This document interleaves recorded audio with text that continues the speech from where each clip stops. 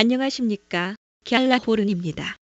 일간 차트에서 하락 추세 전환 패턴인 머리 어깨형 패턴을 만들며 하락하던 달러 인덱스는 이중 바닥형 패턴을 형성하며 반등을 노리고 있습니다.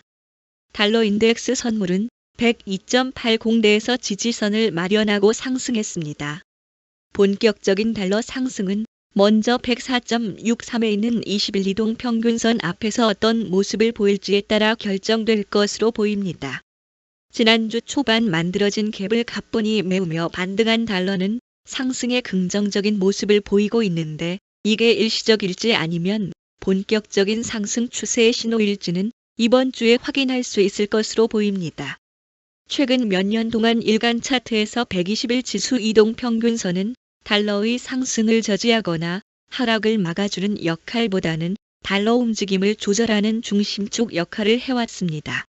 달러는 이번 주 어떤 모습을 보이든 중기적으로 상승을 이어가 120일 지수 이동 평균선이 있는 105.70대도 넘어설 것으로 보입니다. 달러는 본격적인 상승 추세에 이어질 것인가라는 물음에 답해야 하는데 107 중반에 있는 볼린저 밴드 상단과 109 후반에 있는 전곡점 돌파 여부에 따라 그 답이 정해질 것입니다. 달러가 상승에 실패하고 하락을 이어가더라도 지난해 9월에 형성된 지지대가 든든한 받침대 역할을 할 것으로 보입니다. 달러에 대해 어떤 포지션을 취하든 달러 인덱스 선물을 기준으로 달러의 변동성을 100과 110으로 보고 투자를 결정하는 게 당분간 유효할 것입니다. 달러 인덱스는 4시간 차트에서도 상승세를 보여주고 있습니다. 21 이동 평균선을 넘어선 달러는 볼린저 밴드 상단을 따라 상승과 조정을 반복하며 이동하고 있습니다. 달러는 일단 전 고점인 104 부근에서 단기적인 상승 동력을 시험받을 것으로 보입니다. 그 다음에는 104 중반에 있는 121 지수 이동 평균선에서 추가 테스트를 받을 것으로 예상됩니다. 단기적으로 달러는 단숨에 121 지수 이동 평균선을 넘어서기보다는 이 부근에서 잠시 숨고르기에 들어갈 것으로 보입니다. 달러가 104 중반을 넘어서면 106 중반과 전고점인 107 중반에서 추가 상승과 조정을 결정할 것으로 예상됩니다. 달러가 조정을 보인다면 직전 저점인 102 후반까지 내려가 이 부근에서 상승 동력을 확보할 것으로 보입니다. 도널드 트럼프 미국 대통령이 예고한 상호관세 부과가 열흘이 채 남지 않은 상태에서 달러 인덱스 선물은 104대를 넘보고 있습니다. 달러 인덱스 현물은 104를 넘어선 것으로 전해지고 있습니다. 차기 독일 정부가 마련한 향후 10년 동안 1조 유로, 한화 약 1,590조 원 이상의 재정 부양책이 연방상원의회를 통과하자 유로 달러는 1.086을 넘어섰습니다. 하지만 프랑스가 미국의 부당한 관세 조치에 강하게 대응해야 한다는 소식에 유로의 가치는 하락했습니다. 프랑스는 미국이 부당한 관세 조치를 강요하면 통상위협 대응 조치 ACI로 대응해야 한다는 것입니다.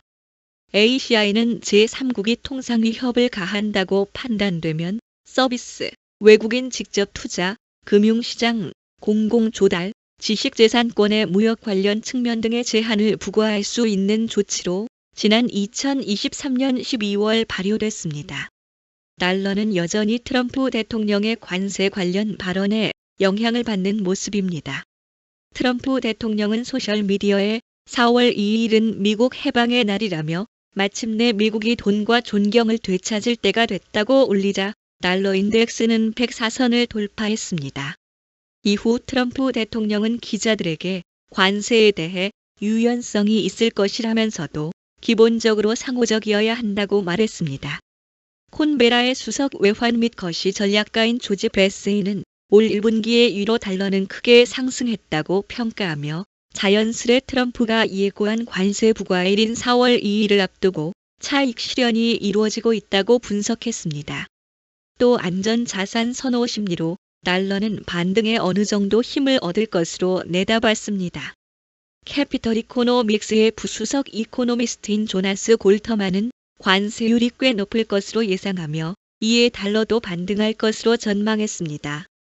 오스틴 굴스비 시카고 연은 총재는 수입은 미국 GDP의 11%에 불과해 일회성 관세는 인플레이션에 일시적인 영향을 끼칠 것으로 분석했습니다.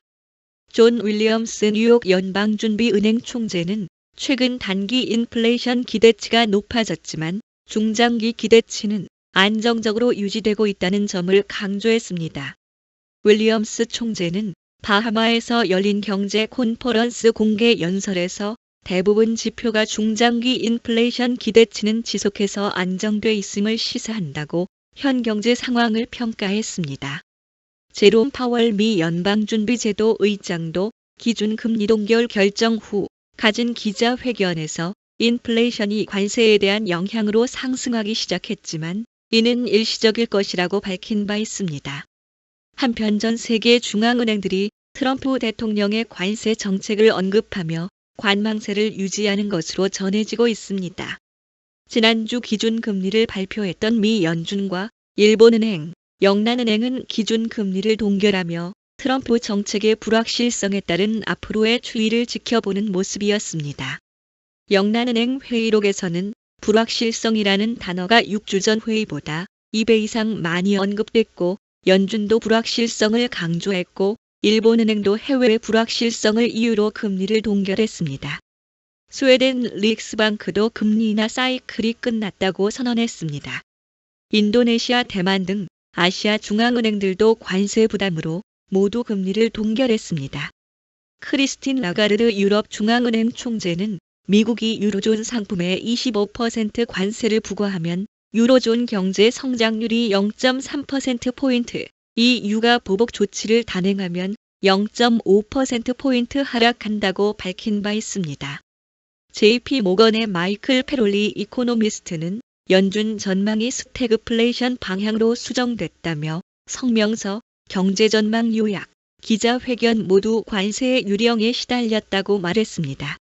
미국 경기 관련 경제지표들은 각기 다른 신호를 내면서 트럼프 행정부의 무역 정책으로 미국 경제가 스태그플레이션에 빠질지 여부를 놓고 논쟁이 격화되고 있다고 블룸버그 통신이 전했습니다. 가계와 기업을 상대로 한 설문조사에 기반한 지표와 정부가 발표하는 고용 및 생산 지표는 최근 미국의 경제가 어떻게 전개될지를 두고 서로 엇갈린 신호를 보내고 있다는 것입니다. 지난주 연준은 물가 상승 전망은 2.7%로 높이고 경제 성장률 전망은 1.7%로 내려 스태그플레이션 가능성을 시사한 바 있습니다. 그럼에도 파월 의장은 회견에서 아직 스태그플레이션에 대한 우려를 보였지만 시장에서 제기하는 경제 침체 가능성은 일축했습니다. 하지만 시장은 파월 의장의 견해에 정반대 반응을 동시에 보이면서 불확실성은 금융계와 산업계를 모두 사로잡고 있는 형편입니다. 국제신용평가사 피치는 트럼프 행정부의 무역 전쟁 리스크를 감안해 올해와 내년 미국 경제 성장률 전망치를 1%대로 조정했는데 미국 경제가 지난 2023년 2.9%, 2024년 2.8% 성장한 점을 감안하면 1%대 성장 전망은 미국의 성장세가 크게 둔화할 것임을 시사한 것입니다. 시티그룹의 앤드루 홀렌호스트 수석 이코노미스트는 정부에서 발표하는 경성 지표는 한두 달 전 일어난 일이고 민간 대상 설문과 같은 연성 지표는 미래 전망을 반영한다는 점에서 이런 설문 결과를 살펴볼 필요가 있다고 평가했습니다.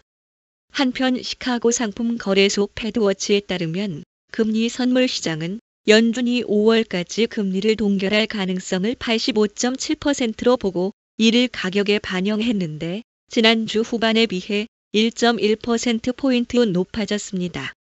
갤라호르는 트레이더의 눈으로 시장을 바라보며 투자자 여러분들이 시장에 대한 이해와 통찰력을 갖도록 도움을 드리고자 합니다. 갤라호른에서 제공하는 보고서는 참고용으로만 활용해 주실 것을 말씀드리며 투자에 대한 책임은 전적으로 투자자 자신에게 있다는 점을 유념하시기 바랍니다. 도움이 되셨다면 구독과 좋아요 부탁드리겠습니다. 감사합니다.